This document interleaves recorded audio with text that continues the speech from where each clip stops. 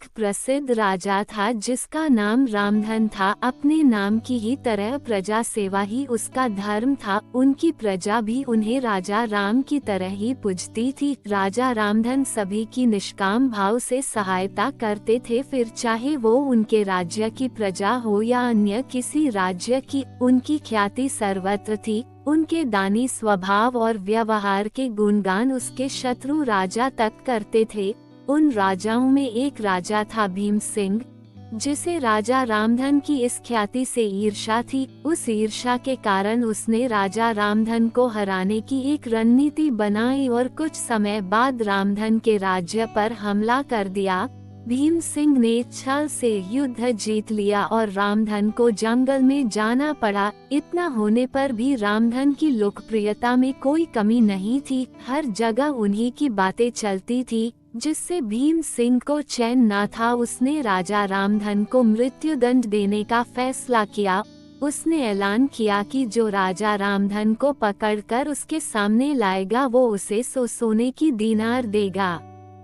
दूसरी तरफ राजा रामधन जंगलों में भटक रहे थे।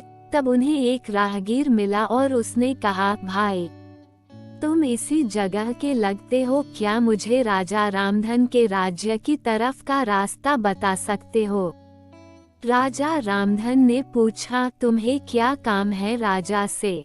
तब राहगीर ने कहा, मेरे बेटे की तबीयत ठीक नहीं, उसके इलाज में सारा धन चला गया।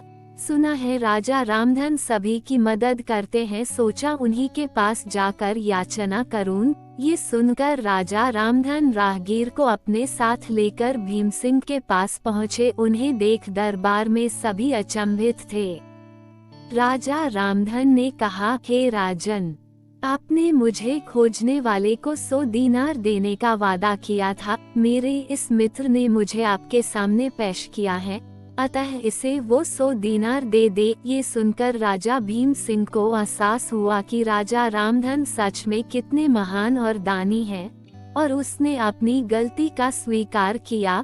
साथ राजा रामधन को उनका राज्य लौटा दिया और सदा उनके दिखाए रास्ते पर चलने का फैसला किया। दोस्तों, इसी को कहते हैं कर भला तो हो भला।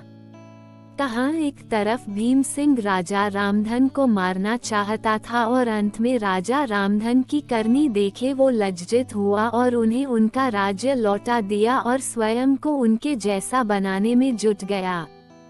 महान लोग सही कहते हैं, कर भला तो हो भला। रामधन की करनी का ही फल था जो वो हारने के बाद भी जीत गया। उसने जिस तरह सभी की मदद की, उसकी मदद अंत में उसी के काम आई। इसलिए कहते हैं मनुष्य को अपने कर्मों का ख्याल करना चाहिए। अगर आप अच्छा करोगे तो अच्छा ही मिलेगा। माना कि कष्ट होता है लेकिन अंत सदैव अच्छा होता है। कर भला तो हो भला। ये कहानी आपको कैसी लगी? ऐसी ही मुहावरों की कहानी अपने बच्चों को सुनाए, जिससे उन्हें इन मुहावरों के अर्थ याद रहेंगे और उन्हें इन मुहावरों का सही अर्थ पता चलेगा और वे अपने जीवन में अच्छे मार्ग पर चलने योग्य होंगे।